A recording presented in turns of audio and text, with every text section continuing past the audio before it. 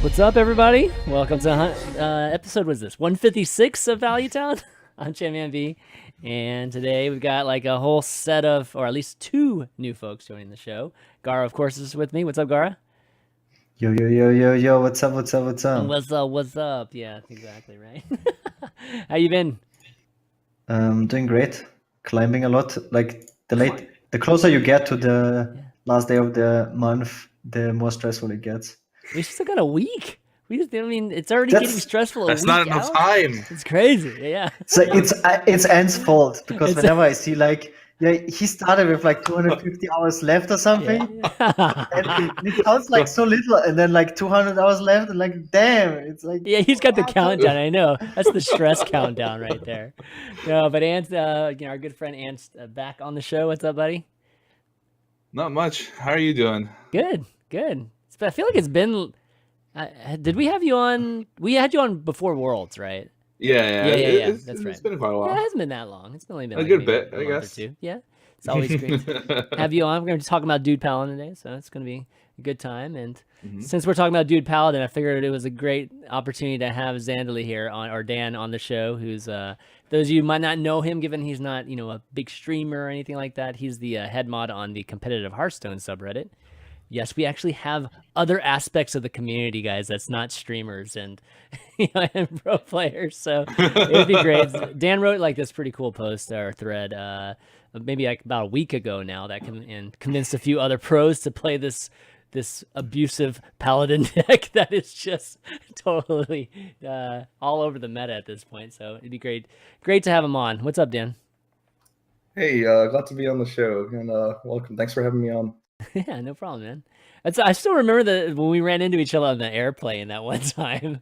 And I was like, I think you're sleeping behind me. I was like, who is this? I was like, oh, wow, yeah.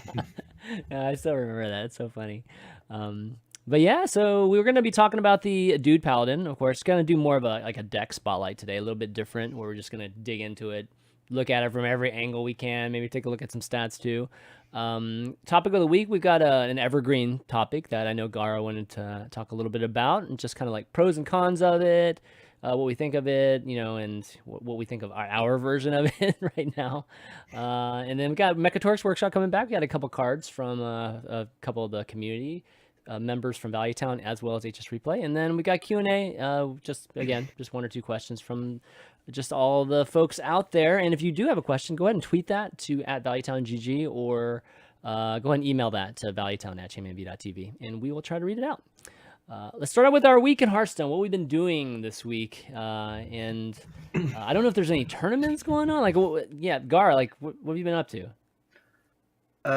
Later. They announced the Wild qualifier, which is happening very soon. Isn't it like tomorrow as well? Yeah, I think it's tomorrow. Oh, wow. I didn't realize that soon. Okay. And that spawned already the first outrage, the public or community outrage, because a lot of people I saw a lot of known players climb to Legend in Wild. A lot of people are doing it, like Firebird, Zhandaly, a lot of others. And today they just announced the Copa America qualifier for next month, and it's happening. It's kind of interferes. The dates interfere of the qualifiers. I think one of the days ends same day. Oh god, that really pissed people off. They're both tomorrow, is the thing. Mike.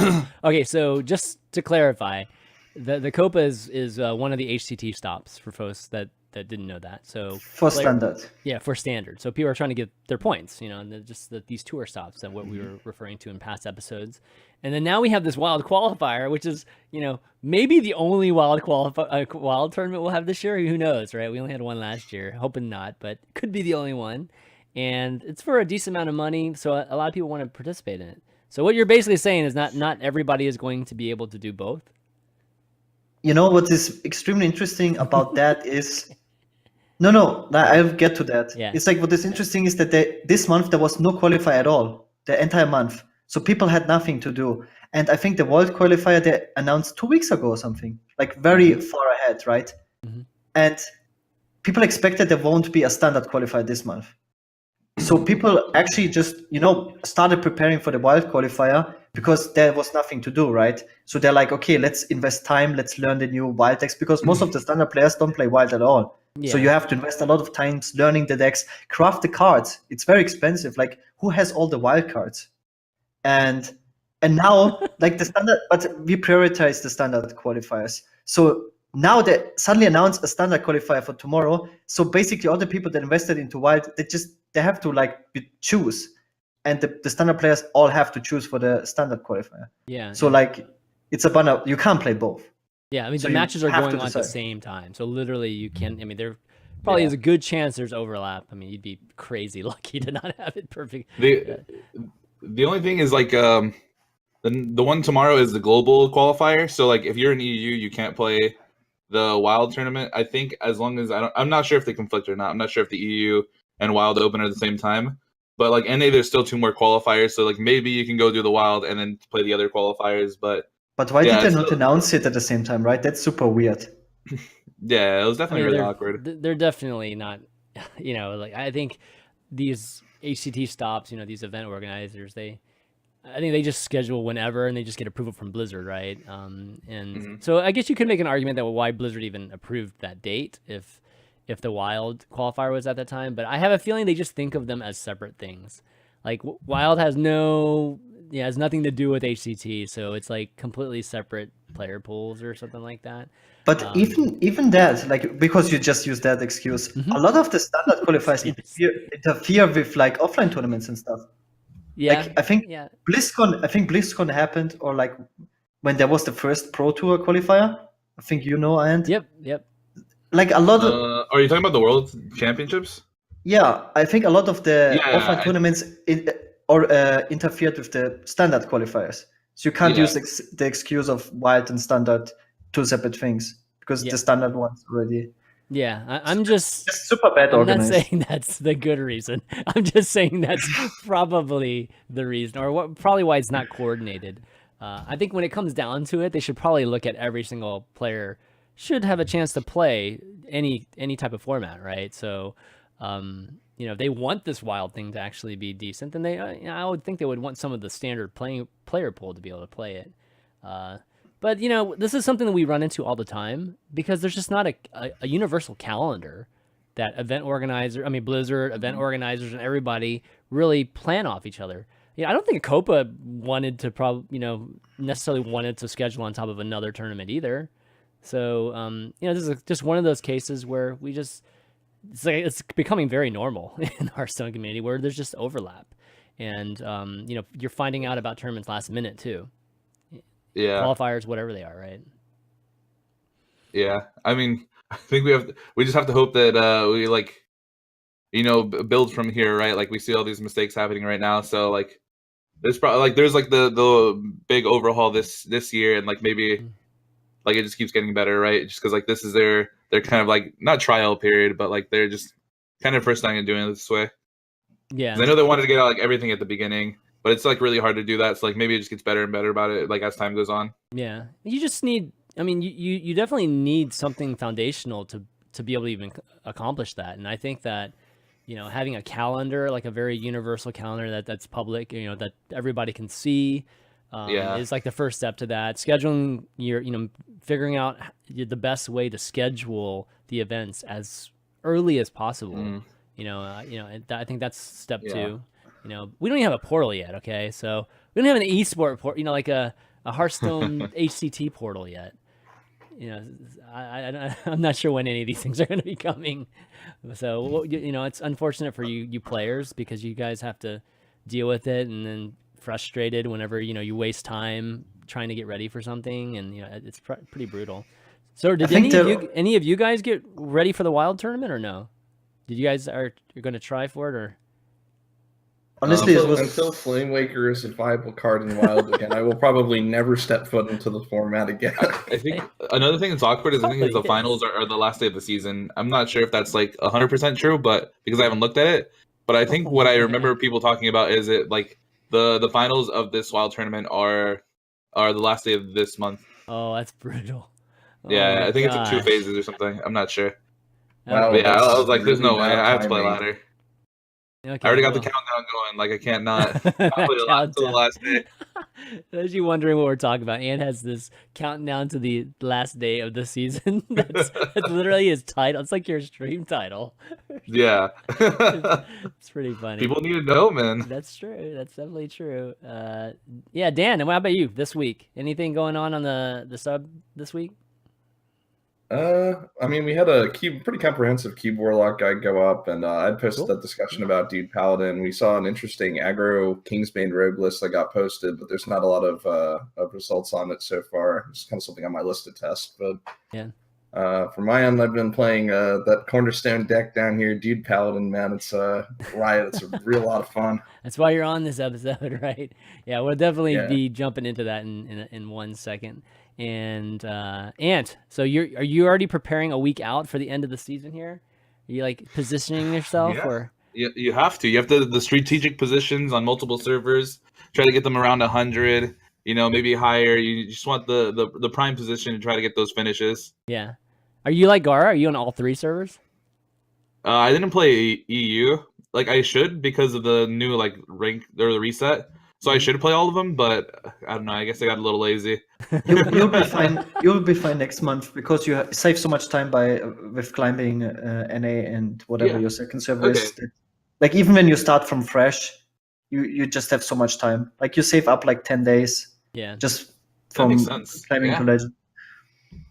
Yeah. I was So doing the math It'll be on good. it, and the new rank changes are supposed to cut down on your climb from like 16 to legend. Now it's going to be like 4 to legend, and you're going to play like about like 35 to 40% as many games as you were before, and that's like a huge difference. So, This guy knows. How did you do that? This is kind of a little off topic, but how did you do that calculation? Because we talked about it maybe a week or two ago about like when it comes to the number of games, you're totally right.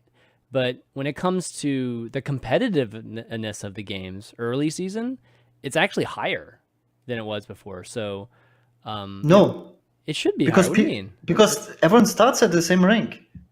Like if we play against each other on rank 4 or on rank 15 against like the other legend players, it makes no difference. I don't know. That I think is a point you can contest a little bit, because if you think about it, like legend players are resetting to 16, and like people who are finishing at like rank 6, rank 5 are at like 17, 18. Yeah. They're really not that far away. Nowadays, if you're like a rank 5 finisher, you're resetting to like rank 9 instead of rank 4. So I agree with you in that like the skill disparity is going to be a lot more present than it was. And I agree to some extent with Gaara's point, because I did once a 1 week to legend run, and it was like January 2016. And my games were like significantly harder because of the volume of games I was playing, and I was just playing against other grinders and other good players. Like even at ranks, like I think I queued a Maz at rank 12 or something like that, and like all that kind of stuff. And you do run into more experienced players as you're doing that fast grind. But I think that now there's going to be a much bigger separation, as ChanManV said, that's going to really help out some of those lower skill players. I mean, I think the top level legends will still probably cruise. I mean, there's a big difference between top legend and bottom legend, but the baseline you'll run into is bottom legend, like right from the get-go, where like you said, Dan, if I finish rank 5, I'm only like 1 or 2 ranks below you. So if matchmaking for whatever reason, if the volume of players is just slow whenever you play, you could potentially be playing like rank 3 players and rank 2 players as a top legend player. So I'm kind of curious. I'm not sure which way it'll end up falling, but we should just, whoever's listening, or maybe even one of us, we should just see how many, how much more efficient actually it really is. That'll be kind of cool to see. I think it will be great. Mm-hmm. Yeah, absolutely. One thing I want to add is really like when you finish, like even top 10 legend at the end of the season, when there's a reset, maybe you feel the same, and is that when you reset, like the deck you got to rank 10 usually doesn't work. Like you always feel like, okay, I can play the same deck.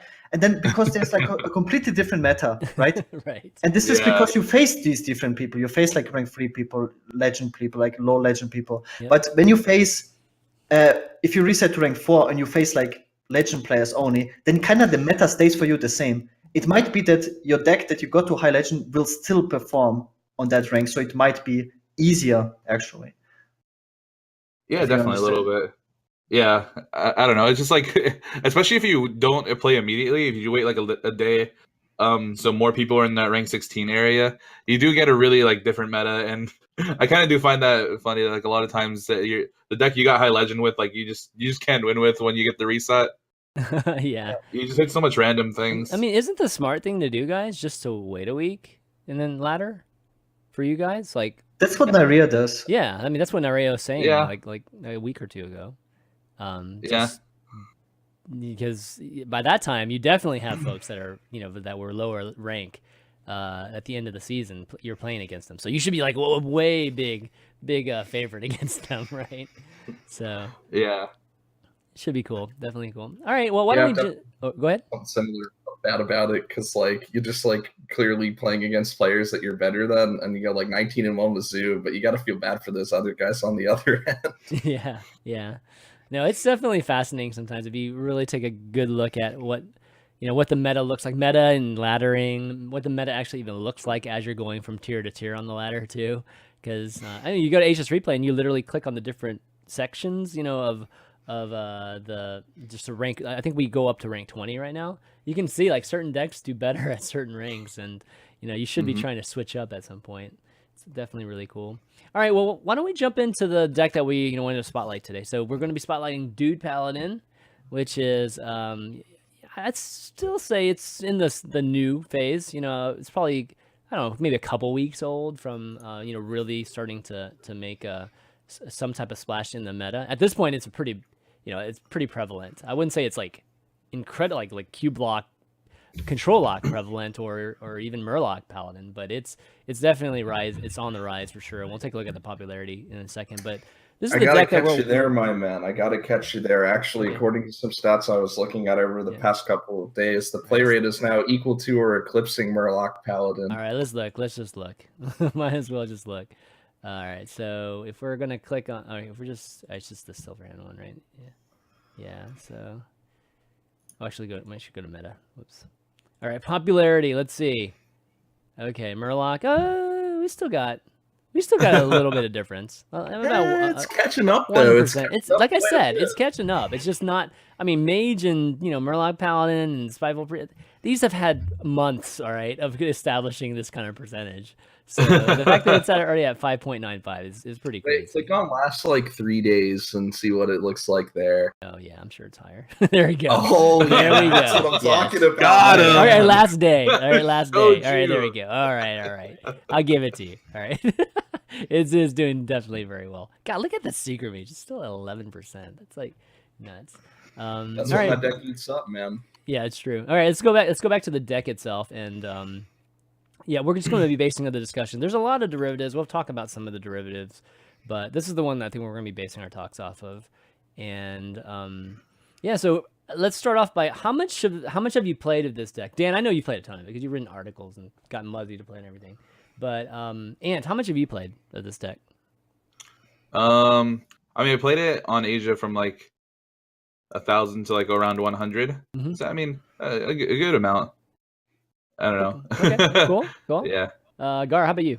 You played this a bunch? No, but I played against it a lot. You played against it, so you're going to be giving us the viewpoint from the opponent's side of things. Yeah. So we had it for Deck of the Week this past week. So I played about 50 games this last week with it, maybe more. So got a really good feel for the deck, and I mean, my first impression is it's really good. It's especially outside of Legend. I think this deck is maybe one of the best decks to climb to Legend with. Second half of the season, or just not in the very beginning when there could be a lot of Legends players up there. But yeah, I mean that's my experience. I went from 6 to 2 in a night. Like, oh wow, yeah, it was insane. I went on like a crazy run. So yeah, I think my winning percentage was like 71% or something like with it. It was insane. But yeah, what are your thoughts on it? Gaara, how about you start off? What do you think? For like when I usually play like control decks, and when I play against that deck compared to like, let's say, Murloc Paladin, I really felt like, especially today, that it struggles at closing out games. Like I had games where like I was down to like even 1 HP. Like he has a full board, and I somehow get one Void Lord out, right? Because he doesn't play the Spellbreakers, he doesn't play like a Leroy.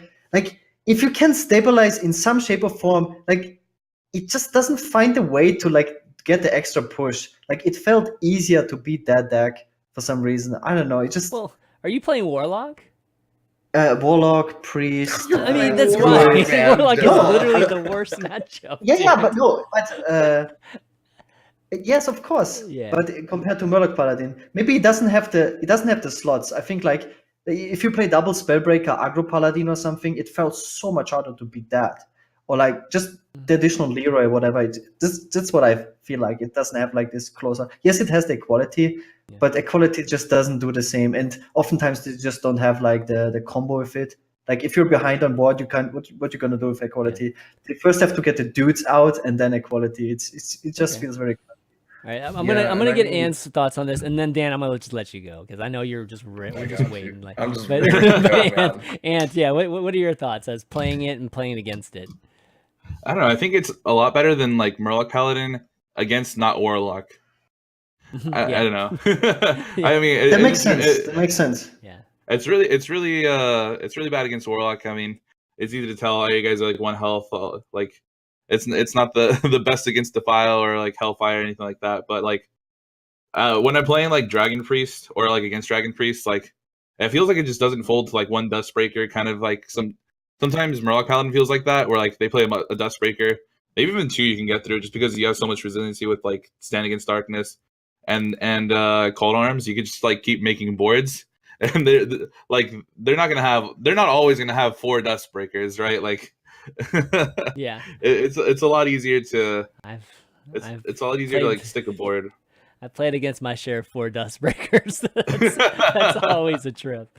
Okay, Yeah, Dan. so I think Okay, go ahead. in go those ahead. matchups is pretty good. Yeah, I agree. All right. All right, Dan, Yeah, what do you think? so I kind of wanted to snowball or stuff of what Gaara was originally saying, in that, it feels like the deck doesn't actually get there or have staying power if you can keep the board clear, and that's actually the deck's well-defined weakness. So the deck is really strong against board-based strategies because you just have your cards are really sticky, like the Squire, the Jungle, and the Protector really help you contest your early game, and you have weapons to chop through the X3 minions in the meta.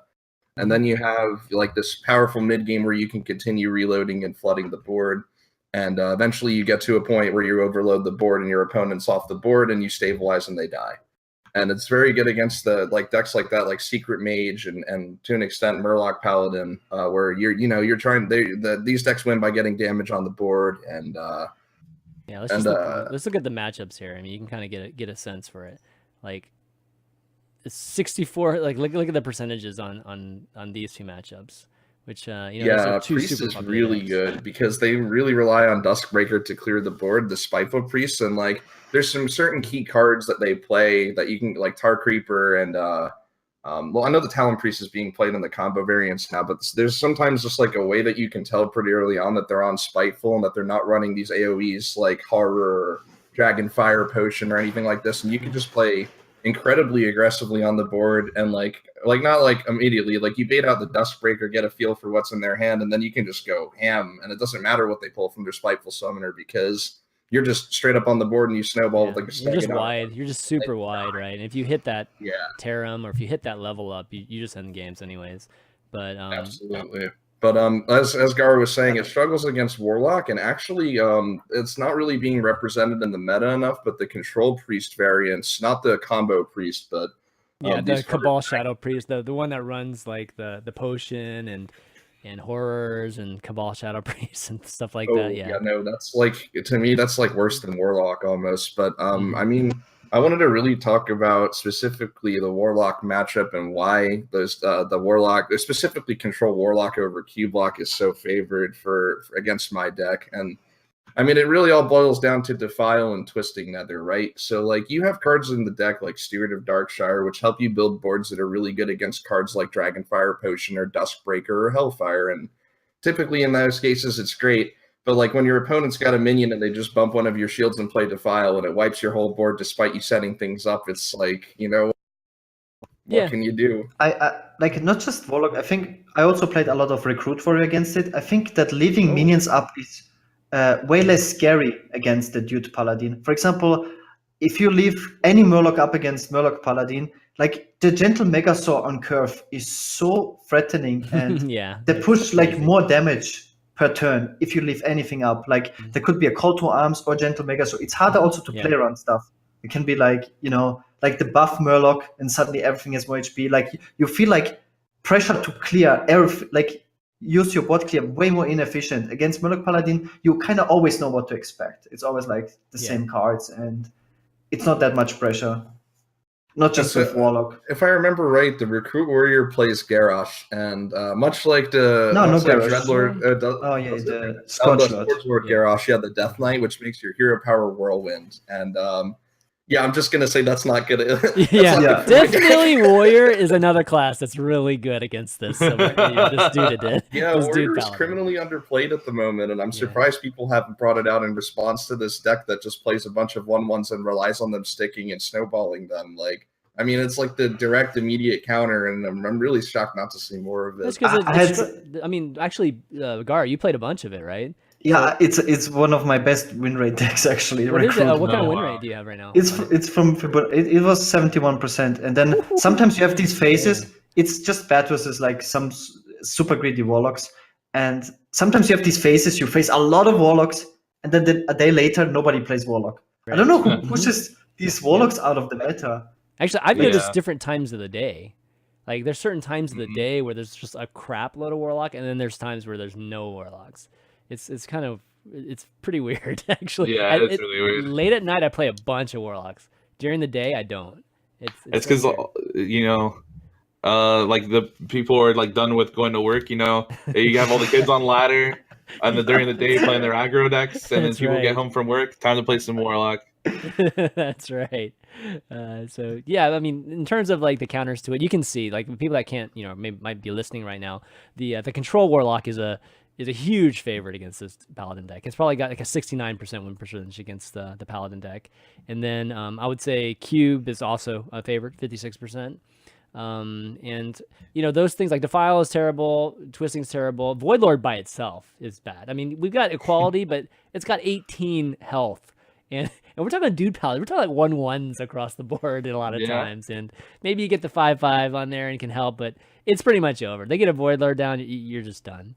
So you have to find really, really creative ways to get through Voidlord. And actually, on my Legend climb, I ended up making some changes to end up including a second Equality, a Spellbreaker, and I didn't do a Spellbreaker, but I did a second Equality for sure. I mean, I'm gonna be honest with you. I think the Spellbreaker won me like one game against the Warlock out of like the 6 or 7 that I queued, and like I had drawn Spellbreaker in several of them, but it was just like you can't silence AOE, so you're just gonna die anyway. I mean, I think it's just one of those things where you just give up that matchup. Like I almost concede every time I run into it. Like I almost don't even play the games, like because it's a waste of time. To play those out. And I mean, a lot of people keep asking me, it's like, how do you make Warlock matchup better? How do you make Warlock like beatable? And it's like, you don't. If this deck could beat every deck in the meta, we broken, it would be the next thing people are complaining about. So like, you know, you have at some point you have to accept that your deck's not going to be able to beat every strategy in the game.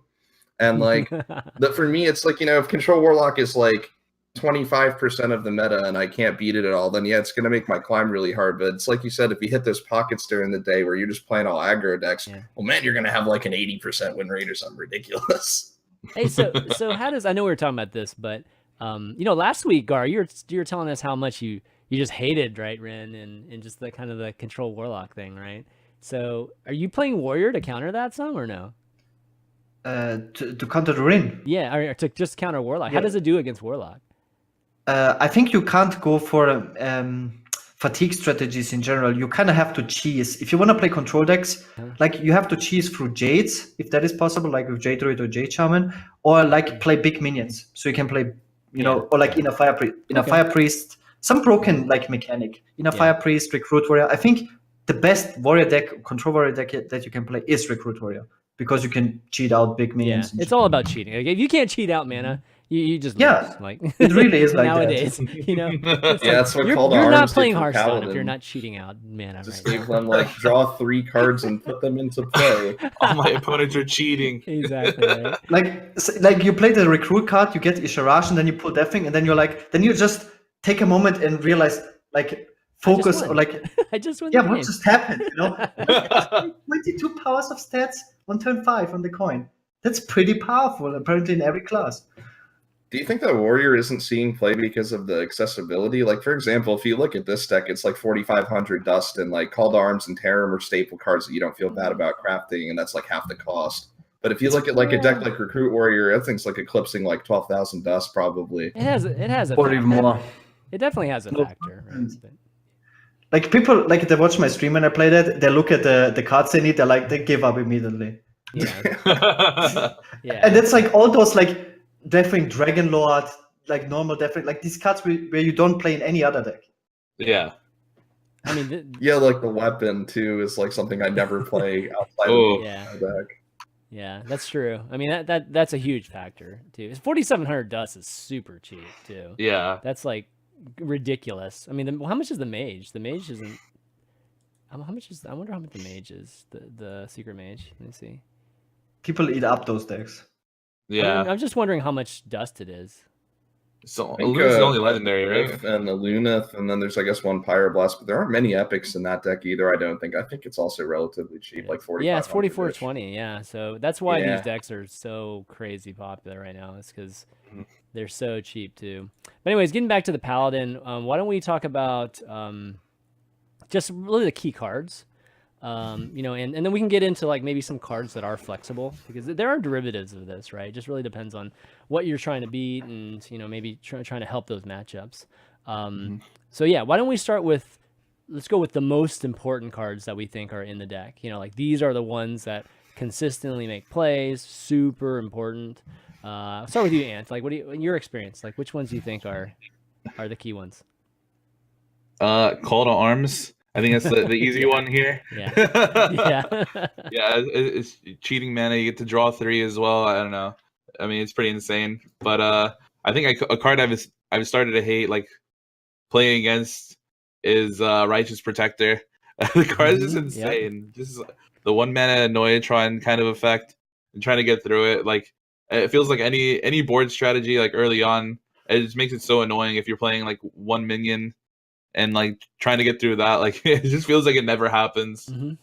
I don't know. That feels like one of the better things. There's also like the early, if you have the coin, like Steward plus like Lost in the Jungle also like is a pretty like good play early on. But I think also it doesn't seem to have like as high as win rate here, but like Rallying Blade is one that's like huge for me as well when I keep it. Like I feel like there's like so many things in the early game like. You just get rid of, and you make your own board. Like you go Rallying Blade, Call Arms, and like just deal with their 2 minions that they play, and like you just feel so far ahead. Yeah, I agree. The Rallying Blade is like, that's this particular card that I just know in my head it's good. Like I know why it's good, and I know it's good, but for some reason I always want to try to drop it whenever I'm trying to put something else in it. I don't know why. For some reason, but it's really good card. Why, man? I'll tell you exactly why. It's the same reason people come up to me and ask me why I don't drop Divine Favor, right? So like, if you think about the matchups where Divine Favor is good, it's like your priests, your warlocks, the decks that are holding a bunch of cards, and you get a bunch of cards back. And in your aggro matchups, it's like a fairly dead draw. But typically, with the way that this deck is built, with things like Stand and Call, you can typically, get enough value and mileage out of your cards that the drawback from having a dead card in those aggro matchups isn't so bad. And the same thing applies in inverse to Rallying Blade. Like the reason I actually ended up cutting them all, and I'm only on 2 Blade at the moment. And the idea is that, like, it's like you said, Secret Mage right now is the biggest deck in the meta, and they don't play any X2 minions. They're playing a bunch of, except for like Sork, but like for the most part, all their minions are X3s or the 5/5. And Rallying Blade just cleanly deals with that 2-for-1 most of the time. And it's the same deal with Murlocs. Most of them only have 3 health as well until they're buffed. Yeah. So it's another like one of those things where you really need it to beat those decks, but it's not going to perform as well versus say like Warlock or Priest. Well, like I said, I know the reason in my head. It's just whenever I'm trying to like fiddle around with things, it's for some reason it's like one of the ones I always try to drop. Gaara, like when you're facing this, what do you think is the most annoying card to face against, or at least the Cleaver? I would say the Cleaver. It's the scariest card. Yeah. For multiple reasons, right? The Tarim, obviously super scary card. Like whenever it comes down, it's usually game winning. Yeah. It's crazy. Like almost always. And yeah, the cleaver, like, because everything that can happen, right? And like if you don't remove him, it's so much damage. It's like 12 damage to the face or whatever. They take out everything, and the dudes. It's not just the two dudes that usually they play like 2 or 3 other dudes at the same time. So it's always a full board. So for 3 turns, it will be like a full board every time. It's probably the scariest card to face. It's And, definitely yeah. a good card. It's one of those cards. If you see it, obviously it's not kept, right? Like mulligan wise, no way it's gonna keep a 7-drop. But look at the win percentage. The win percentage is actually it's pretty even. Maybe on the lower side actually on the just on the grand scheme of things. There's so many things over 50% in this deck, like the card wise. It's like incredible how it performs. It's called the arms super high, of course. Yeah, for me, I think the stand and Crystal Lion combo is like really, really, like when I'm playing this deck, I freaking love that combo because it's like, I mean, not only do you get, you fill the board, but you also have the Crystal Lion that has a Divine Shield on it too. So I feel like that setup for Terran or even just if you're playing Maul, it can be great for a Maul that hits like a +1 attack kind of thing. And it can finish games. I find myself doing that combo a lot. It's definitely fun. You can do the stand with the Stewart too. I mean, obviously there's all these different awesome combos, like the Stegodon too. How do you guys like the Stegodon? Do you find yourself casting it on more than like one Silverhammer recruit a lot, or do you guys save it, or how do you guys feel about that one?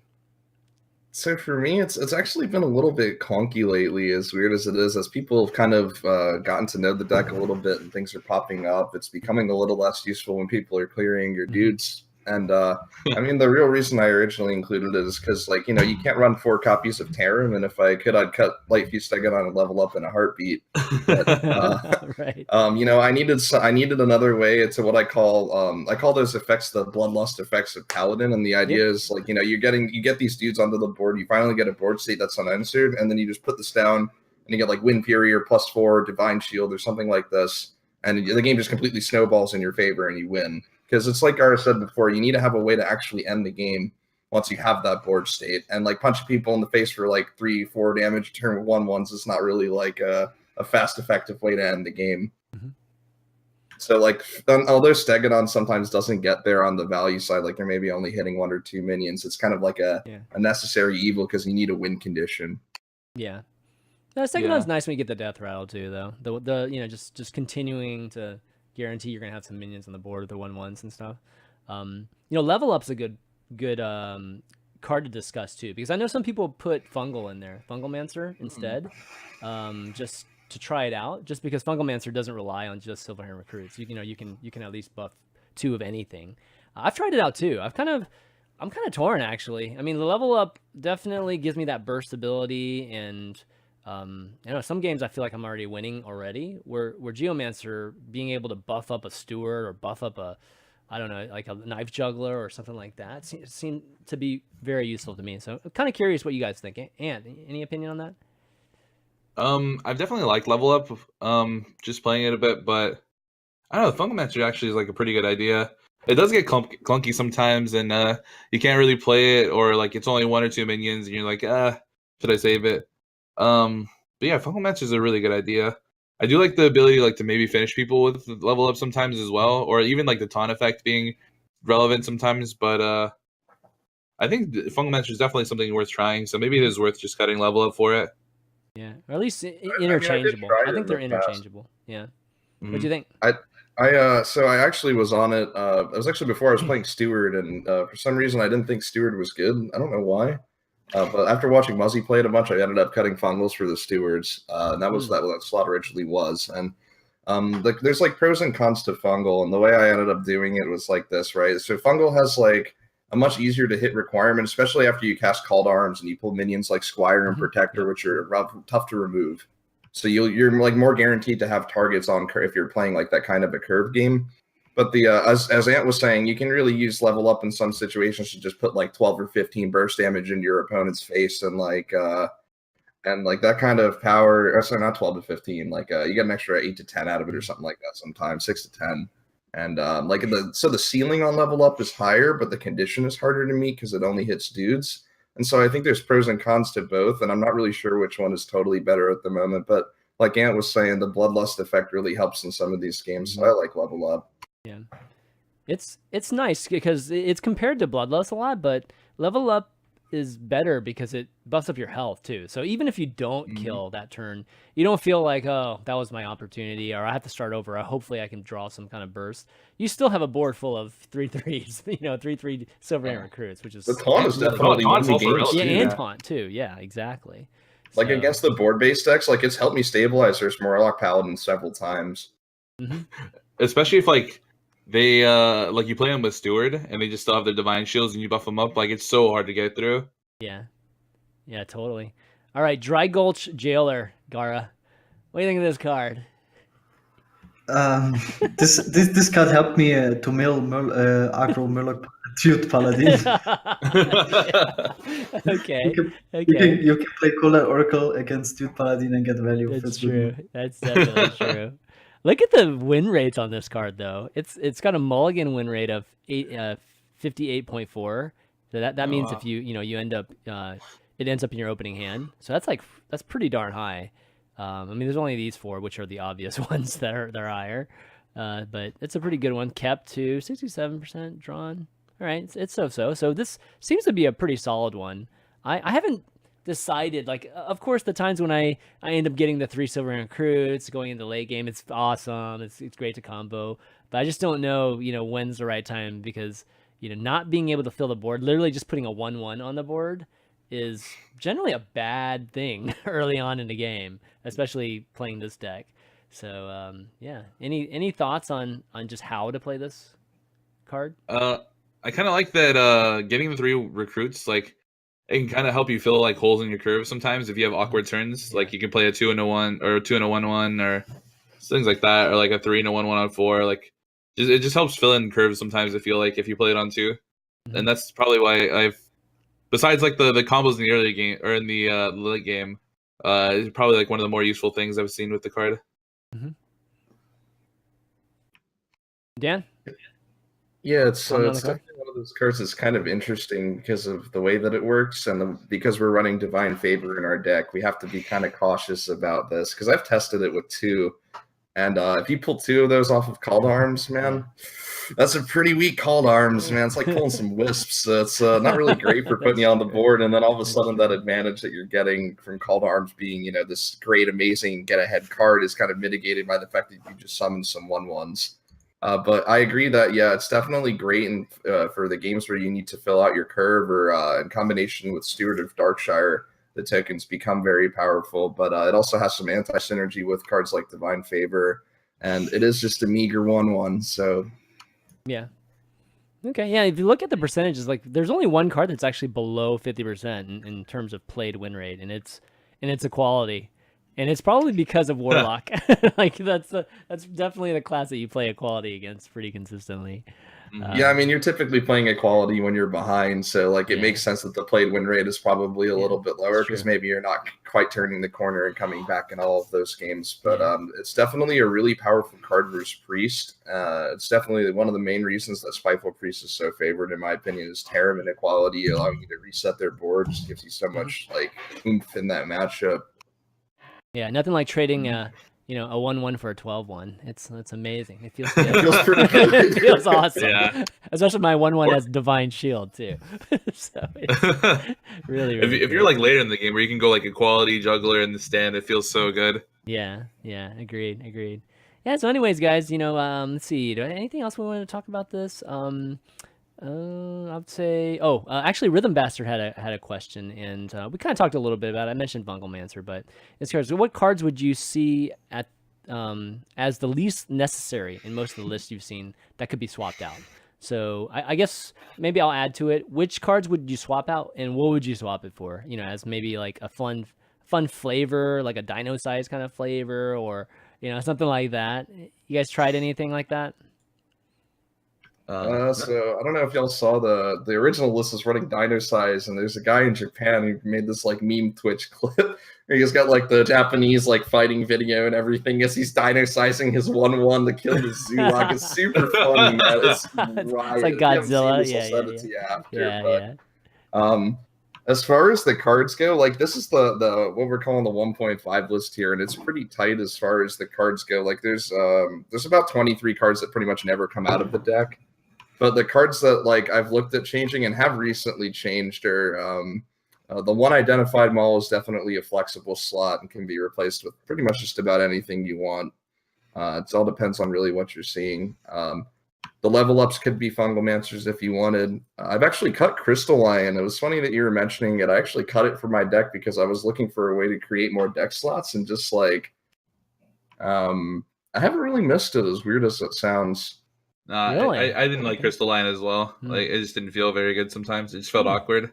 Okay. I tried Sea Giant over it for a little bit, actually. And I like Sea that Giant a lot better because it counts against all of your minions and all of your opponent's minions. And it represents a much faster clock. Like it's way faster. But I ended up cutting it because I wanted to keep experimenting with other stuff, and the whole Warlock debacle, I really needed to beat Warlock a little bit more. All right, here's a money question. Has anybody tried Bolvar yet with this deck? Okay. Or Blood Knight. How about Blood Knight? Anybody? You know, like everybody that keeps coming up like about Blood Knight, and it's like people keep mentioning to tag Blood Knight against it. Against it for sure. Yeah. Oh, you got to play that Dude Crab, man. Dude. Yeah. That is not happening. Yes, but no, Blood Knight. I actually heard someone was in top 30 like a couple of days ago playing a Blood Knight in the list, and supposedly it was good versus Warlock because you just pooped out this 9/9 threat on like turn 3, and it's like a Van Cleef. Defile don't do anything versus that, my man.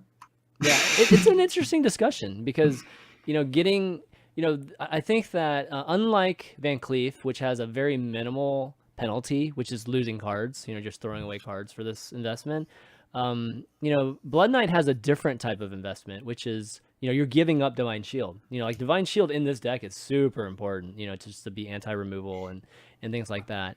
So, yeah, in y'all's eyes, do you think that 3/3 buff, to a Blood Knight is actually worth the Divine Shields, the stickiness of your minions in a deck like this? Gaara, I'll throw it your way. If you like in the deck or against it? No, in the deck. Yeah, against it is come on. Like if you look at Warlock Mirrors, how they go sometimes, it's like you go tap Giant, and the opponent has no way to kill it. Like very few people even play Siphon Soul. And you can just win with that one big threat. It's the same goes with one cleave, Like you go for a big one cleave, the opponent has no answer, you just win the game. Pretty much against literally everything. And I can see this go the same way, It's like you go for a Defy clear or whatever, and again, it's like you can play around Defy that way as well, because then you have like no 2 HP minion. And like how do you kill the big guy? Warlock is actually not very good at killing big guys. This is why people go back to Mountain Giants, for the mirror mainly. Like, people stopped playing Mountain Giants for a long time because Razakus Priest is no longer a thing. But it turns out that Mountain Giant is like one of the best cards you can have in the mirror. Yeah. And just playing a big dude very fast. But it's not just that. It's also like, I can see like the random J Druid with like Spreading Plague being a bad matchup. Then like having a big minion early, like what does Druid do about it? Nothing. Yeah. So I think it changes the matchups. It definitely helps with the matchups, like the Warlock matchup that is a bad one. Do you guys think it hurts with the matchups it's already good against though? Like would it be worse against Secret Mage? If you did put that in there? I think it depends also on how popular Silence is. Very often like double Silence is staple. Yeah, and when it's very popular right now. Spellbreaker's number 1. Remember last week we saw that Spellbreaker is the number 1 card right now. So. Yeah, but the thing is that is Spellbreaker being played in Warlock, and is it being played in the Jade Druid or these controlling priests? And I don't think it is. Like, I don't think I mean, I've seen Silence in some of like the combo Dragon priests, and so maybe you have it there. But like, well, they against also have Secret Mage and against, I guess Murloc Paladin is playing 2 Silence, so maybe not so great there. But hey, you're taking their bubbles. Maybe you're taking their Protector's bubble away. And like, if they're playing a crappy 4/3 with their 4 mana instead of Mega Soaring, I think you're pretty happy about that. All right, that's what we're gonna have to do then. Everybody listening, run some Blood Knights. Tell me how you do. Like, we'll see some screenshots about. I suspect it is a little better, but you would think that innovation would have happened though. like we I'm would gonna see try more. it tonight. Now that we're Yeah. talking about it, I'll give it a test and come back with some results. Because all that matters is results. Dude, it's these 3 drops that we've been dreaming about as Paladin players getting good. Steward of Darkshire being one of them, Blood Knight being one of them. If we could bring back Sword of Justice, then man, it'd be totally old school again. Dude, who would have thought I'd be cutting Aldor from a mid-range deck, man? What year is this? I know, right? That's crazy. It's definitely crazy. Okay, well, why don't we kind of move on? Hopefully, you guys will check it out. And again, if you guys are looking for a deck that's going to be top tier and cheap, this is the deck to play. Definitely go to HS Replay, look up. I mean, it's the #1 Silverhand Paladin deck, which is Dan's deck basically. All right, so we've got a topic this week, which is the Evergreen set. I know Gaara, you wanted to talk a little bit about it. Why don't you kind of lead us into this discussion? I mean, I have like all sorts of different spreadsheets that I like always like rework on whenever a rotation happens, Hall of Fame happens, patches happen, all that stuff. And like a couple of months ago, I did like a power level of the classic set or basic cards, and there's like a huge difference between, for example, Mage has the strongest basic cards, and Priest has by far the worst. And this is a huge problem with every standard rotation, with every expansion. Like you have to give Priest significantly more powerful cards than Mage, for instance, to have like a balance, and that's just wrong. And now another problem that we see more happening with every expansion is the power creep, that basic minions are getting weaker and weaker as well with every new expansion compared to spells, because spells are more flexible. For example, also secrets. For example, just as an example, like the Hunter secrets, like Snake Trap, Snipe, they get weaker and weaker with the expansion. And the Mage secrets like Counterspell and Spellbender, they're more flexible. Like they're always kind of good because you just counter a spell. Yeah, they're more diverse. Yeah, they can be used in many ways. Yeah, right? And I think it's becoming more and more of a problem, especially when cards like Hyman are like the primary win condition of Hunter in so many decks for so many years. And Hyman gets weaker and weaker as a minion just because of the natural power creep. And I think we're at a point where we really have to get a core set or like some balancing with the basic cards. Okay. I mean, this is something that's like a reoccurring discussion, right? Like just changing basic classic. I mean, core set is definitely a method of trying to execute something like that. But I guess maybe getting to your point where you're kind of like seeing the power level of the base cards right now, for each of the set. And I agree with you. I think the Mage ones are obviously really good. And I would say in Priest obviously is bad too. I would say even like Paladin, some of Paladins are not the greatest either. So I guess maybe let's dig into that a little bit. Like balancing out the class cards, the basic and classic set. Yeah, I mean, why do we think the cards A are like, why is this, like, just use Priest as an example. Why are those base cards so weak? Like, is there an attribute about it that's so weak?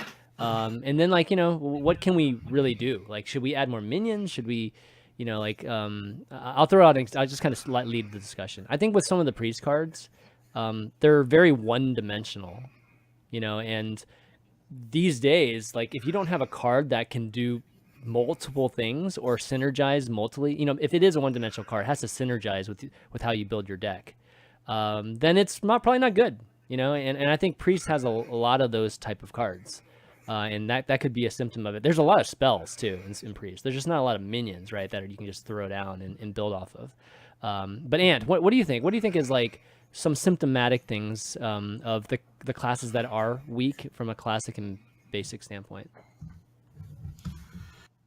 I don't know. Like it feels like it kind of went in first as like more of a flavor thing. Like they want to get the feel of Priest more than they want to like actually balance the cards. Yeah. And like now we kind of can like get to this time where like we see that the Mage cards are like by far like better than the Priest cards and that kind of thing. I don't know. I think in general, like probably like the base set like should be less powerful, but like in general, right? Because like I feel like there was a long time where like expansion would come out and like we'd have like 20 like basic or classic cards and just like a couple cards from the expansion. Right. And, like I'm like a little bit happier that it's getting a little bit further from that, where like Yeah. an expansion actually impacts the meta and like how you build your decks and stuff, and it's not just like 20 classic cards and like basic cards and stuff. That's true. I totally forgot about that. Yeah, I did forget that we used to have Rag and Sylvanas and Yeah. literally these neutral cards in every single deck. So we really didn't have any new cards. Yeah, how time Yeah. flies. Yeah, we're totally opposite now. Okay, so I guess you like it. I mean, you kind of like, I guess, the way it is right now, where maybe some of the Yeah. cards and some of the classes are still strong, but it's okay if like the majority of them are weak, I guess.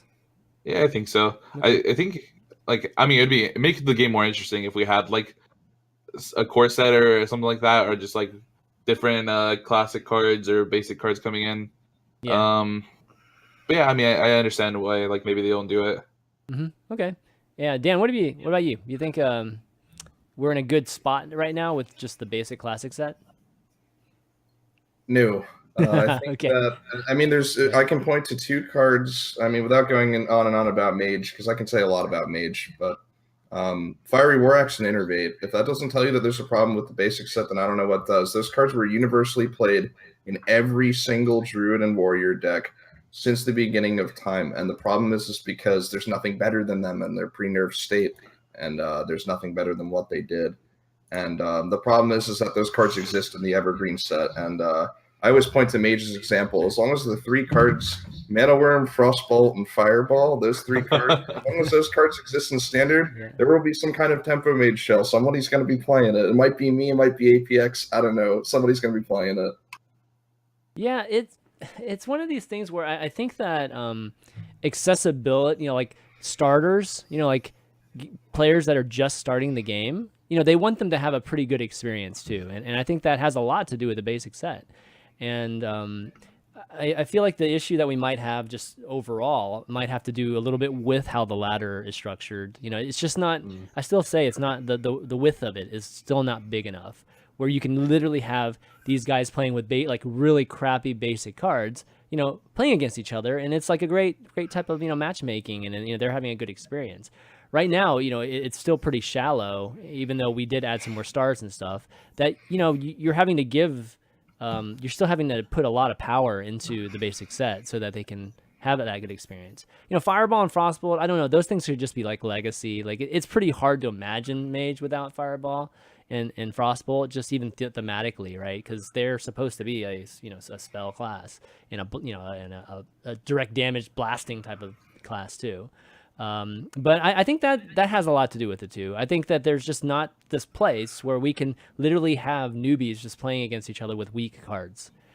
So there's a little bit of conflict there. If we could like fix that, then I think just having the basic set be just generally weaker, which I think would bring down the power level of the game altogether.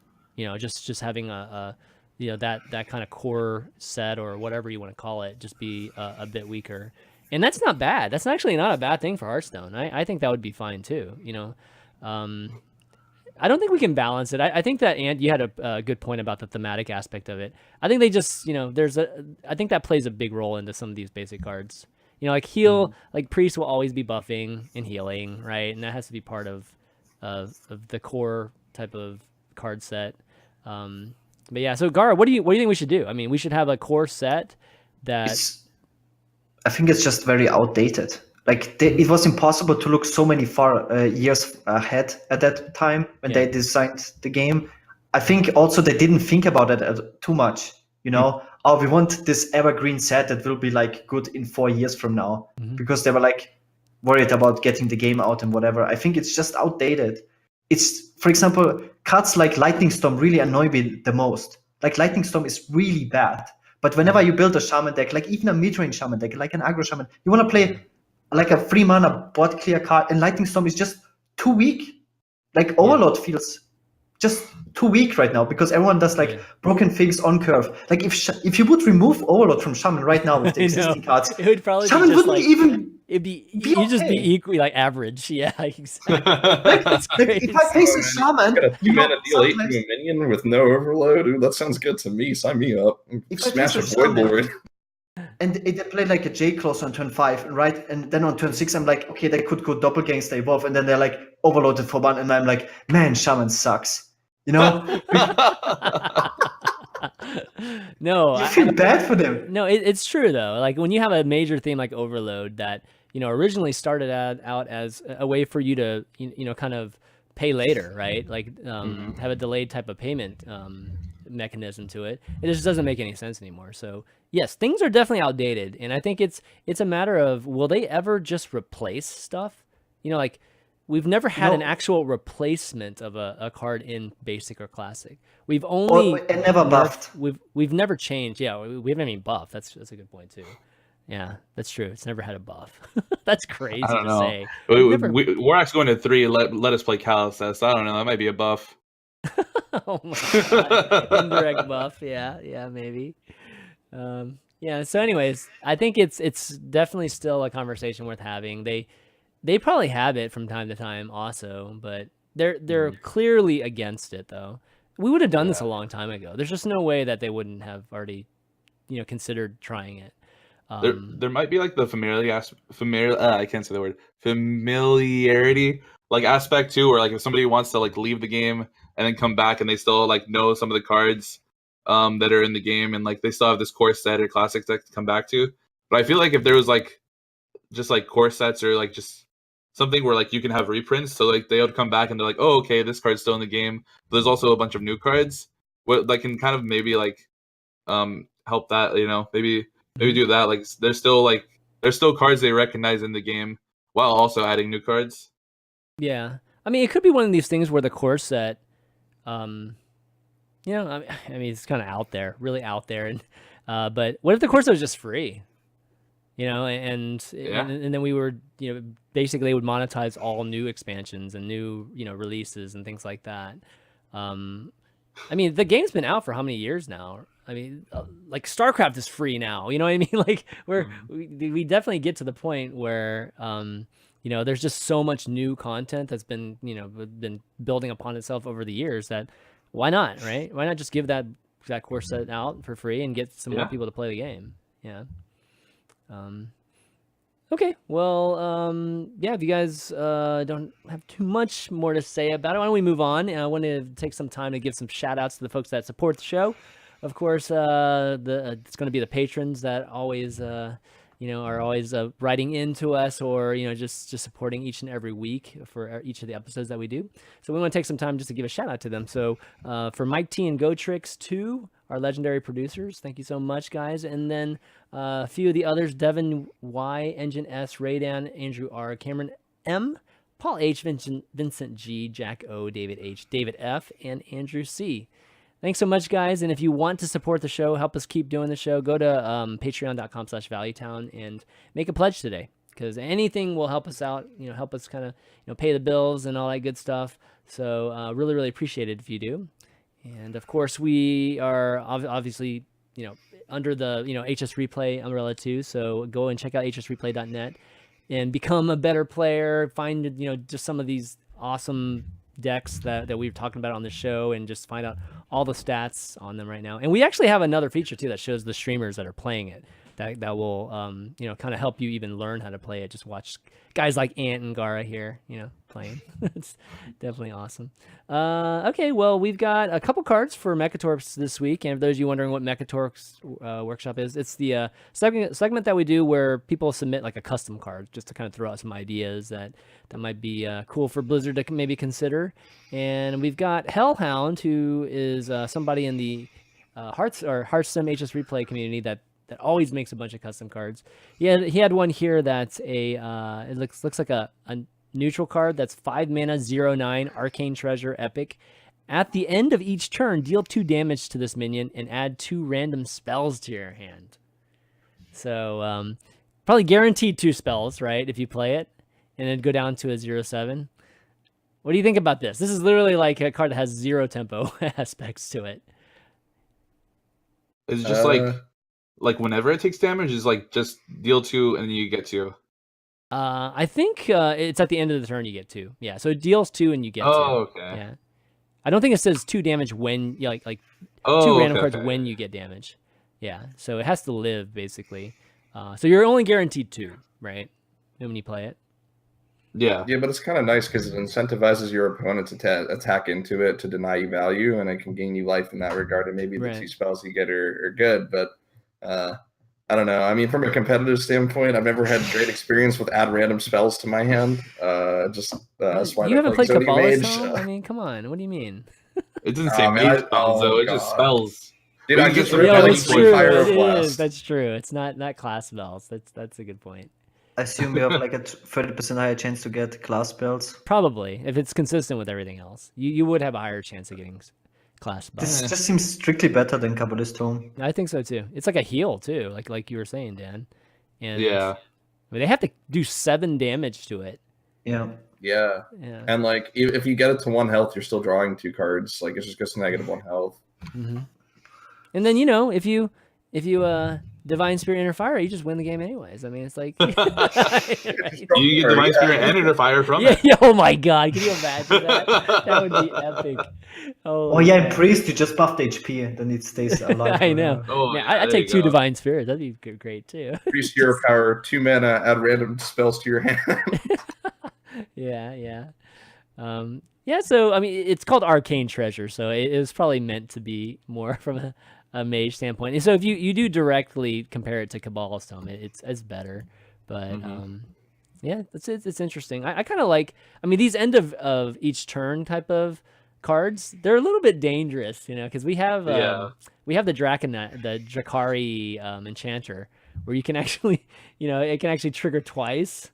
Which we saw some craziness with the Recruit Warrior. Remember early on when the expansion came out, people, I think it was Tice at Seat Story did the Drakari Enchanter with the Master Oakheart. Yeah, Master Oakheart into the dragon. Oh man, those are dreams. You can get this from Meat Wagon. Oh, that's true. Oh no, we're starting the memes again. That's true. There you go, powering it out. That's right. Where that could do some sick things. Okay, well, that's a cool card. Thanks, Hellhound, for that. And then we got another card here that is indeed a mage. Ooh, it's a cool picture. A mage card. It's from Raydan. 7 mana, 7/5, Legend, Echo of Jaina. Each time you cast a spell, cast a copy of that spell with the same target. Oh my God.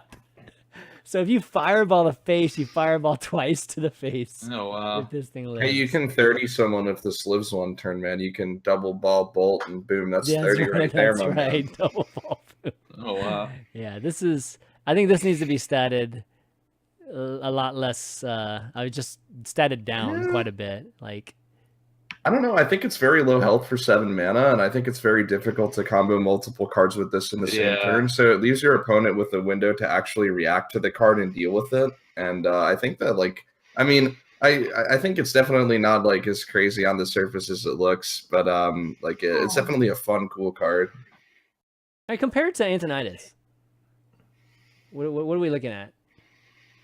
5/7 versus 7/5. I mean, 7 health is a big difference. Thanks for pointing that out. Yeah. But which one's better? I mean, this one you can literally end them in turn, where the Antonidas outside of Quest is really not supposed to be like that, right? It's more of like a multi-turn finish with Antonidas. I mean, if you play this with Frost Nova and it survives on 10, yeah, that's very you probably win. I can see that. Yeah. You can OTK. I think you would play it as a staple card in Freeze Mage. I think if it survives, you win the game. Yeah. Because even just 1 fireball in a frostbolt, that's 18 damage. Yeah, the standard combo is double fireball frostbolt, which would be 30. Yeah, but even I'm just talking about other other derivatives. Parablast. Other derivatives. Parablast right? is 20. Oh wow! There's a lot of different like damage outputs you can do. So yeah, this card that's why I said this card needs to be more killable than it is. You meteor something for 30. Oh my God. For 30. That's You can finally kill an inner fire priest minion. Yeah, that's true. That's true. Okay, pretty interesting card. I think the power level is insane, and I don't know, man. Blizzard seems. I don't think you can make this card cheaper though. Like you mentioned, maybe no, not cheaper, weaker, like health wise. Oh no. If you play it in Wild with like an Emperor, right? You can like play this Fireball and Frostbolt in the same turn for 15. Or no, it's not. It's more than 15. What am I talking? Dude, let's put oh my god, you put Lance in? Oh man, that's crazy. Oh yeah. my god. Yeah. my you lord. could get insane These areas. are, like, sword Like farmers, 40 or man. 50 or something. Yeah. Mhm. Yeah, that's the old school, man. Old school freeze mage combos would be doubled basically. That's Mhm. crazy. Mana cheat is good. Yeah. Yeah. Turns out. Yeah. It seems to be. Yeah, it's another form of mana cheat. Such a strong theme. Okay, let's see. Next up, we've got. I think Gaara, you want to talk about just kind of like tournaments, right? Because we've got HCT Sydney coming up here. I think this weekend, right? Is it this weekend? It's either this weekend or next week. I have to look again, but Also, something I forgot to mention is like the whole hype aspect, not just the HCT, the tournament thing. I think they could do a way better job at hyping up things, especially the finals. I think the two ones that happened, the finals of the German one, Mhm. the ACT one, and the Copa America. I think there was like no hype whatsoever around the finals. I don't know how many viewers it got. I Very actually, few. Yeah. I completely missed the America one. Like it wasn't like promoted anywhere. Like zero hype basically. Also, the pack giveaway happened a week ago. Pack Like the giveaway. free class. Yeah, we have winners for that, and absolutely like no mention whatsoever. Yeah. Wait, really? Yeah, I didn't even know that either. It Yeah, happened like That happened already? a week ago. No way. This, I don't believe I didn't win the Who lottery won? then. Who won? No way, Jose. Did like anybody? there was a huge Reddit post outrage today, like how anti-hype that is. Like nobody even knows, you know. Like you guys don't know. Like I didn't know like anything here now. Yeah. this huge build up to wow, I got 3,000 packs. It's been a week since the final that Wow. happened. Yeah, It's crazy. It's crazy that none of you know that. That Yeah, makes it I even didn't like even, more yeah, I anti-hype. didn't even think about it. Well, that's what I mean. Sometimes with what Blizzard does, that they have these like awesome initiatives, and they kind of start off, with like it starts off really good, but it's just there's no finish to it, And I think this is another one. It's like that's an awesome Yeah. idea doing the pack giveaway, but then there's just no finish. Like there's no like you have to actually do it right, even in announcing it and like trying to make a big deal out of it, right? And it's a very common thing. Like we see it happening a lot, and I think they need to work on that. They absolutely need to try to, like complete the execution of these things, these awesome ideas that they have. So yeah, I didn't even know about that. That's crazy. Congrats to that guy that won, and the money too. Wow. Yeah. Hey, look at the And that bright was such side, a right? huge thing. If you look at the bright side, the guy who won doesn't have his third cousin's uncle's dog asking him for 20 packs, Yeah, exactly. Well, you know what they need to do is they need to do, dogs playing Hearthstone like Overwatch did with the puppy thing. Oh my god. They can figure that out. That'd be. Do you know why I actually did that? I had a play the other day, and it was like I was deciding between two lines, and I couldn't figure out which was better. So I asked my dog to give me a paw, and whichever one she gave me is the play I chose. That's right. Oh wait, so somebody in chat said they haven't announced the winners yet. So you sure about that? Oh, okay. But it ended a week ago. Like this whole it whole ended contest. a week ago. Yeah, that's different, dude. That's different than like announcing the I winners. thought you had But- winners and everything already. Yeah. But they didn't. But there's no information about that. Like when they're gonna pull like it should have happened a week ago. Like that's what Blizzard does. Maybe they're about to. I don't know. Maybe they're about to announce something. I don't. Maybe. It's gonna be this some big ordeal. Yeah. Yeah, exactly. So. But that's what I mean with like Blizzard like hyping things up and then anti-hyping. It's kind of like doing an announcement a month before anything happens. It's like they're so bad at doing that. It's the same with these offline finals. It feels like you don't hear about it anywhere, right? Like I agree with that. professional. I agree. Like some of these, like Copa, for instance, or just some of these other tournaments. I don't know. It would be nice. Maybe they were they using the main social account to promote some of these HCT stops? I think it was probably like esports, HS esports or whatever. Esports, okay, yeah. They could probably use Play Hearthstone for that. Just to try to get some more eyes on it, because so it's good for the game. Like to kind of get these. More popular. I think they're gonna have to. Like, it seems like they're kind of trying to build like HS esports by itself. Mm-hmm. But with like no help. But I think they just need to help it like get up there. So Yeah. there can be more of these like hype things, right? There's not like almost nobody seeing them. Yeah, it's kind of a waste of effort at times, if nobody I feel sees like them. I personally feel like there's more hype around these qualifiers than the actual offline event right now. Really. Because Yeah, everyone wants to probably. play the qualifier, like Well, that want to also see how has people do. that has a lot to do with just everybody is in the qualifiers too and talking about it. Like once you get to the tournament itself, it could be a bunch of people don't know. That's not completely the case because Yeah. I know there have been at least a few big name players in some of these tournaments, but yeah, they still need to figure out how to make. I mean, if their tour stops, they should be considered major events. I mean, otherwise we literally don't have any major events in the community except for the Right now, playoffs. it's incomparable to DreamHack, for instance. Like the hype around the DreamHack Yeah. compared to a tour stop, but it's on the same level in theory, right? Or even higher. I mean, to be honest, some of the dream hacks get no hype. Like the dream hack in Germany or whatever, like nobody watched that, right? But if you talk about like DreamHack Austin or The big even ones. Winter, yeah, I mean definitely those are hyped up way more. So I agree. I think that they should do more. Like I bet HCT Sydney will probably be hyped up. I mean, you've got like Frodan casting it and On which Twitch is it even broadcasted?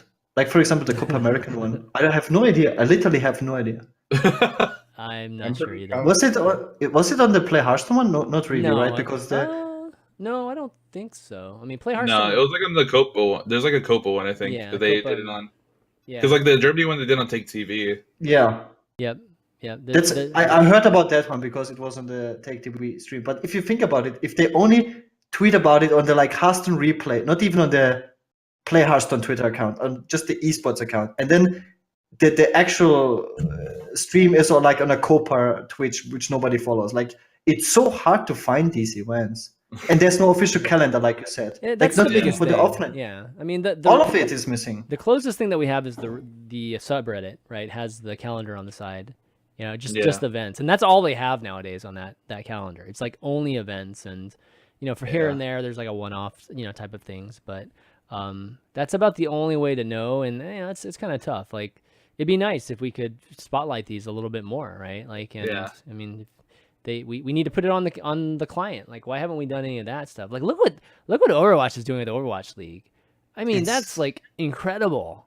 And if we could just do 1/10 of that, like I'd just take, at least a little link that says that, hey, there's a Hearthstone tournament going on right now, like on the client. That'd be cool. Yeah. Imagine we had that in Hearthstone. Yeah. Oh my god. I mean, Yeah. like they So can cool. push us notification when Creeper gets nerfed. They can push me a notification when an That's HCT right. event is live. Like That's seriously, right. what you guys are talking about Yeah. is why I don't actually watch competitive Hearthstone. It's like I have to jump through loops and heaps and bounds to find the actual tournament I'm trying to watch, and like it's not really publicized enough. And I feel like they could be. I agree. I think that a calendar would be a huge step in the right direction. I mean, if you guys only Yeah. knew like what it was like for me to plan these shows when I like miss the matches, like miss some, event or whatever for the week, it is so hard to find like match results and like. Do you think they should all be like on the Play Hearthstone channel?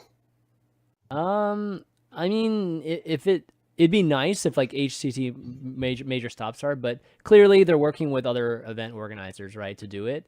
So if it's not on the Play Hearthstone channel, at least use the Play Hearthstone channel to promote them, right? Like, Yeah, I would think so. Yeah, I Like would host them or something. something, right?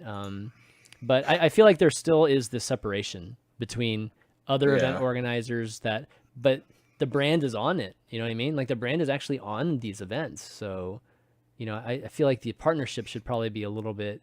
It's like I'm looking at the Wikipedia. It says sponsored by Hearthstone, and it's like the organizer's Blizzard. So I guess HCT Sydney is the one I'm looking at. I guess probably will be on either Play Hearthstone or Take TV. I'm not sure which one it'll be on, but that's happening this weekend, by the way. So it is in fact this weekend. Yeah. I'm assuming none of you guys are going. No. You guys will probably be there already, I think. Yeah. If you were there. That was a offline qualifier or online qualifier to offline like event. Next month's gonna have like the lens. I think there's 3 lens next month. Oh, awesome. So what's the next one for you? EGLX in Toronto. Nice. When is that? Like It should be the 9th through the 11th, I want to say. Oh wow. Okay, so 2 weeks. So, Yeah. Yeah. Rebecca is going to that one. I was talking to him about that the other day. Who? Oh, Rebecca. He's in a play group with like Rebecca. Purple and Orange, a bunch Oh, of those okay. guys. Nice. Yeah. And then after that, there's like HCT Bangkok, which is another LAN that I know like a bunch of pros are going to, and then there's also Oslo, right? Oslo. Yeah. Yeah, there you go. Mhm. Those are the 3 next month. Yeah. Gar, how about you? Which one do you just plan on going to? Actually, I don't know yet. I want to get first settled. It's too stressful for me right now. I'm Mhm. kind of happy that there's nothing this month, and then I go from from there like next month. I'm focusing really on getting top 20 ladder finish every month Mhm. and focus on preliminaries. I just traveled so much in the last 4 years. It's like I don't feel like too bad. I don't feel like I'm missing out Yeah. if I don't go to these pro tour stops. I just know how it goes, especially with the DreamHacks. It's just the competition is so high, the chance is so small that you actually get into top 16. Mhm. It's just like it's awesome if you get to go, but it's like, it's awesome if you get a ladder finish. Yeah.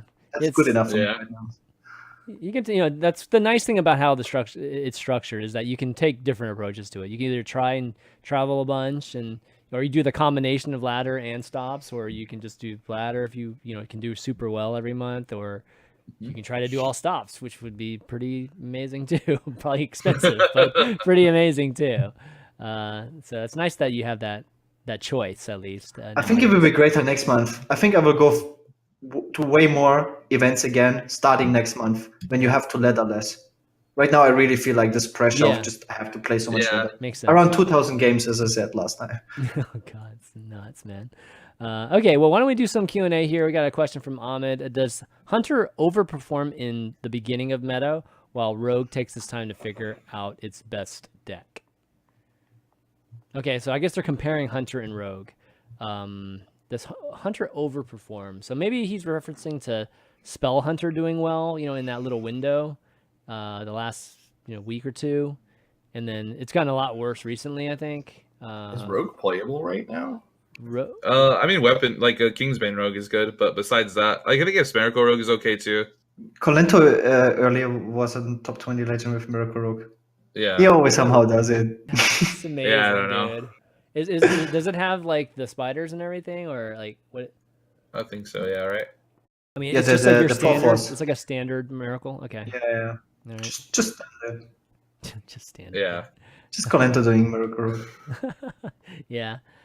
So to answer your question, I think maybe generally speaking, like hunters are very easy to figure out in the beginning because there's just not Yeah. much dynamic to Yeah. that class. It's So gonna be that's tempo. true for like Yeah. all aggro / tempo decks. Yeah. They're just easier to build. Also, like in the beginning of a new season, those decks tend to do better than like control Yeah. decks just because you can build them easier. Yeah. Mhm. Also, like Spell Hunter, like recently, it was like just so good for a while, just because like nobody knew what you were doing, right? Everyone thought you were gonna play like Alley Cat and the like Razor Maw, and you played Barn Zone 4 and hit him with the 10-10 the next turn. Like, I think once people started figuring that out, like it kind of made it a little bit worse. Yeah. Like I should hold my Shadow Word Death off the mulligan. It's pretty easy after that. Yeah. So in Rogue, there's a lot more cool things you can do with Rogue, right? Like in terms of comboing and just very interesting plays generally with Rogue. So it's a much more interesting class. So therefore it takes a little bit longer to figure out. We do got a couple questions in the chat. One for you, Dan, from Gonzola. When are you going to get back to building fun tempo mage cards? Cards When they or print decks? Funwaker and Standard. Oh God, that's so fun. Shoot him in the face, basically. Oh man, you might get your wish in a month's time now.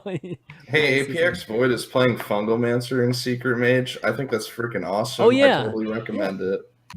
Wait, you joking? Or I've actually seen it too. No, I've seen Yeah, it. No, I know. I'm serious. I actually I think it's haven't pretty played good. it, but Yeah. like using that on Mirror Image seems like really appealing to me. I don't know. I played a deck. I lost a couple of games in a row. I'm like, all right, APX is the mage god. I'll never question him on anything mage. He has to be. He's so much Man. better than me at mage. Dude, him and Frozen are like the only two players I've seen play that deck better than me. Yeah. APX is like on a whole different level, man. He's mad good. Yeah, it's kind of like a lot of people think that, you know, those decks are super easy to play, but then when you watch the top tier players play it, they just eke out wins, man. And it's like, damn, dude. I can totally do that, and then I like go and play, and it's nothing like that. ShineX Blazer asks for Gaara. When are you going to make the next meta breaker shaman deck? He was trying last week. He's trying. Shaman is a weird class. Man, Shaman just has so much RNG in it. Like all these cards, like as I mentioned before, Devolve, Lightning Storm, like the Death Knight, like so many different RNG. Also, what the opponent plays, right? All these different cards have such a huge impact on the game. It feels one day I go like 70-80% win rate with Shaman, and then the next day I drop to 30% with the exact same deck, the exact same meta, and I have no idea what is going wrong. It's just these small, like it's Shaman is just in such a weird spot. It's just I think it's just the power level, right? The overall power level of the class is just the other classes are. Shaman doesn't have the Atiyesh, the Skull of Manari, the one card that just wins you the game if you draw it, like Jaina. Shaman just needs that card. Yeah, they can. I think it's possible. I think it's possible for them to fix a lot of things with just one expansion. It's just, we'll have to see if they end up pulling the trigger on it, because it's gotten the doghouse treatment, and it actually needs to get out of that doghouse now. It's like a cycle, man. We have the free shaman expansion, which is going to be here for a while, like kind of weighing it down. Yeah, totally. Grumble can't ever work then? No, that's not true. I saw. Yeah, I was trying to bring that up, but there's this list, right? That's playing like a bunch of Jades and Grumble. Yeah, Freshka has an awesome list. It's fun. It's actually really fun. I think Gaara is getting there posted, too with it, I think. Yeah, Blizzard posted like those 4 niche decks with high win rates. Yeah. What'd you think of this? That Shaman deck was actually one of the better decks of those decks they posted. Yeah. It was pretty decent. You sure he wasn't just having one of those 70% days you're telling us about? I mean, that happened to me. The first day I played the deck, wow, it's crazy good, and the next day it was kind of garbage. Yeah, it's like crazy bad. It's only 50% now. It could be Shaman. Yeah. No, but it's a lot of fun when you can play. I mean, Shaman's one of the like right now the powerful cards, the good cards, are the ones that require you to actually be able to have a board. If you can have a board, you can do silly stuff with the Shaman cards, but you have to be able to get bored, and that's the problem. You can't get bored right now very. Like if you draw J-Claws into Jade Lightning every single game, then Shaman is pretty decent. Yeah, but it doesn't happen. Like if you don't draw these cards, Shaman is pretty bad. Yeah. Okay, last question. Those 2 cards we're losing too. I know, right? It's kind of bad. Okay, last question. We'll give Gonzalo one more follow-up here. He says, talking about the Evergreen set, like we were earlier, which card do you think were super good at their time, but would only be average if we were to put them into standard now? I've done this exercise before. Yeah. Ancient of Lore? Ancient of Lore. Because they have Ultimate Infestation right now? Ancient I don't know. Of Lore. You still play it with Infestation? It wouldn't be average, though. It would be good. It still would be good, right? No, you wouldn't play it. Wait, yeah, you just have Infestation. Oh, you mean you have Malfurion into Ultimate? Yeah, I'm looking at it from kind of vacuum, but yeah, in grand scheme. Oh, in the vacuum. The Druid cards themselves right now, sure. Or would you? I don't know. Like, would you need Infestation if you could just draw some cards quicker and put some tempo on the board faster? A control Druid would definitely want Infestation. No question, right? I was actually thinking about Leopard Gnome lately. Like, if that was pre-nerf, would you play it in any deck? I don't know if it's pre-nerf as much. Wait, is it asking about pre-nerf? Okay, maybe it's either Hall of Fame. Yeah, maybe Hall of Fame or pre-nerf. Let's just look at that. Okay. He's kind of Hall of Fame right now, Loki. Yeah. I mean, I think some cards to look at would be like Totem Golem or Tunnel Trog. Like, these are obviously cards that defined the Shaman era. How do they compare now? I would still play Totem Golem. Yeah. In which decks would you play as Wooddrake, though? I'll tell you why. I was looking at the 2-drops in standard at the moment when I was building the Dude Paladin. I'm like, come on, there's got to be something better than Direwolf. And when you're coming up with things like Lorewalker Cho and Wheelhouse It's Mana purposeful. Storm, Yeah. I would take Totem Golem 100% of the time back. Yeah, Shaman needs Totem Golem. Yeah. Totem Golem will still be good. But you take the overload though, right? So I think that would. I don't know if it would be super good, as good as it was, but it would with the power level. It's something the the class needs. Yeah. Kind of like the 1-drop for Hunter. Like Hunter is not broken because they have Dire Mode. Just Hunter needs Dire Mode. Yeah. It's the same with Shaman. Shaman needs a good totem. Yeah. Like you can't play Thing from Below because the totems suck. Like you can't play Shaman. Like you only have J-Claws. You don't have another good. Yeah. If Shaman has Totem Golem, it's not broken. Obviously, it's because it has Overload. It's just Shaman is probably playable then. Yeah. There's a huge difference. There was Totem Golem before Trog, and it wasn't played. Yeah, that's exactly what I was about to say. It's like before Trog existed, the card never saw any play. Mm-hmm. Yeah. Let's see another card. I would say, Tuskar Totemic. I don't pre-nerf like. Well, yeah, with no Totem Golems and stuff anymore, right? Yeah, I think like with the current set of totems, I think Tuskar Totemic would be fine actually. That's another. One Gaara said earlier was Azure Drake, like where it actually get played right now. Oh, that's a good point. I'm not sure, right? Only in Dragon Priest because yeah. Is it even that good in Dragon? I was gonna say, is it even that good? I don't know. Yeah, probably not because of Horative. The spell damage doesn't even matter. Like you don't need extra spell damage on Dragonfire. So yeah. But it was very important to put it in Hall of Fame because if not, Druid would play it for all of eternity, and then what would happen then? Yeah. What about Rag? Rag's not strong anymore, right? Dude, no, I would still play Rag. Yeah. Yeah, Rag's really good. Yeah. I guess in a even in Zoo probably. Rag and Sylvanas deserve to go, in my opinion. Those cards are bogging down. Yeah. Rag and Big Priest. Oh, good dreams, man. Oh my god. It's also like getting him from random outcomes, right? Like Spiteful Summoner. Imagine. Oh my god, you're right. Oh my god. Yes, dude. Okay, that's not what he was asking. He was asking average. You'd only be average right now. Average. Yeah. You just evolve into that. Broken cards are still broken, basically. A lot of them are still broken because of how ridiculous. Like Undertaker would still be way broken. So what about Sylvanas? Everyone playing Double Breaker? Power Overwhelming? Power Overwhelming. I mean, it's still good. I mean, it'd be really good in Cube Block, right? Like, yeah, not Cube. Oh, yeah, in Cube. Yeah, in Cube. Yeah, for sure. And then in Zoo or Demon, whatever, it's still good. Yeah. Would people play Piloted Shredder right now? Probably, right? Probably. Yeah. Sylvanas is the one that I'm thinking of, like, because everyone just plays Double Breaker. Yeah, I guess you play Piloted. Yeah, for sure. You still have a Dark Pack, so you can go like Sylvanas Dark Pack. Oh yeah, Sylvanas for sure is still powerful. Like not even a question. It reminds me of Dr. Boom. When Bolmer was in the game for 7 mana, everyone was laughing about Dr. Boom. Nobody would play Dr. Boom. But right now, I think a lot of people would play Dr. Boom because there's no good 7-drop. Yeah, Dr. Boom's just still good. I mean, yeah, but before I think you wouldn't play it. I mean, think about it. Dr. Boom, you'd probably play Bone Marrow more if you had Dr. Boom in the deck. Yeah. Yeah, so it's... Yeah. Anyways, point is, the broken cards seem to still be broken even today, which is kind of scary because the power level is crazy high right now. It's insane. All right, well, why don't we wrap up? It's been a fun show. Definitely covering the Paladin and just a bunch of other stuff, of course.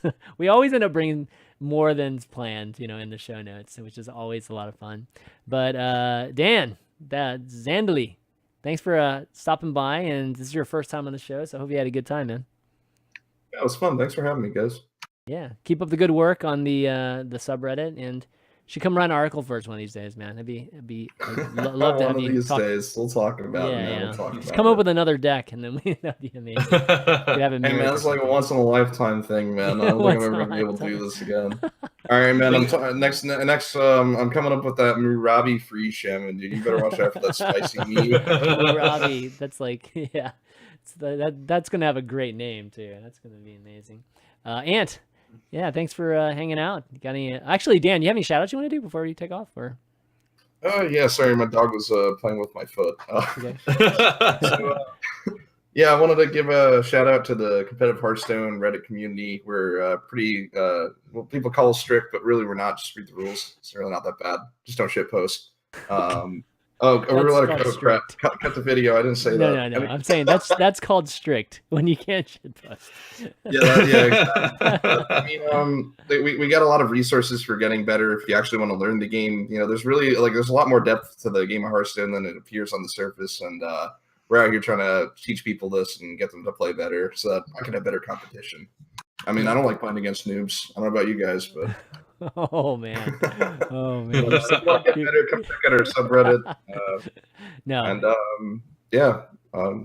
thanks for having me on. Yeah, of course, man. Yeah, definitely check out the competitive HS subreddit if you haven't checked it out. It's always a great place for guides and just cool new decks that are performing super well. Ant, how about you, man? Any shout outs? Anything? I guess follow me on Twitter and Twitch. It's like somewhere right there. Right there. That's right. Ant_HS. Shout out to my mom. I don't know. And She's not watching or anything. I love the mom. He's awesome. Dude, I respect that, man. Well, that's all I got. Thank you for having me on. Yeah, anytime, man. We always love having you on. Gaara, how about you, man? Also, shout out to Anne's mom. Whoa, She was so awesome Whoa. in the. Did you watch the HCT play introduction video? Anne's mom was in the video. It was so cool. Oh, Have you not seen it? Like Yeah, that was like the best part. I know. I remember I don't remember your mom in it. Okay, maybe She was so did you nice. meet her? Okay, like maybe I'm just forgetting it. Yeah. He talked about her. Like she was so worried about him and everything. Anyways, Yeah. yeah. Shout out to the viewers. It's always awesome. Like to the listeners, and I know that a lot of people enjoy the show, and that makes me happy. Like all the nice comments, and yeah. Thanks for having me. It's always nice to talk to all these great players and community members. It's a lot of fun. Yeah. Awesome, man. I would just thank the three of you guys for doing the show today and everybody for tuning in. I guess the one shout out I'll do is that, of course I have to plug, something, but I'm not sure if everybody knows about the HCT, the Hearthstone Deck Tracker Twitch extension. If you're a streamer out there and you're looking for a Twitch extension to use that will help you, kind of show your deck list, have your viewers have the deck codes available to them, and on top of that, you want your stream to be listed, under any decks that you might be playing that's listed on HS Replay, then go try out the HCT Switch extension right now. Like it's really easy. I don't know. I think the Twitch extension thing is something that a lot of the community still hasn't really, looked into much. But they're doing some cool things with that, and we're definitely adding a bunch of things to our Twitch extension. So definitely take a look at that if you can get a chance. Otherwise, you can find the VODs for this show on youtube.com/ChanManV, as well as youtube.com/HSReplay too. We're kind of putting in both places for now, while we eventually will transition some. And go and support the show at patreon.com/ValueTown. And if you have any questions, Q&A, or any Mekkatorque workshop submissions, go ahead and email those to valuetown@chanmanv.tv. But that's going to be it for all the plugs this week. So for Zhandaly, Ant, Gaara, and myself, ChanManV, we'll see you next week.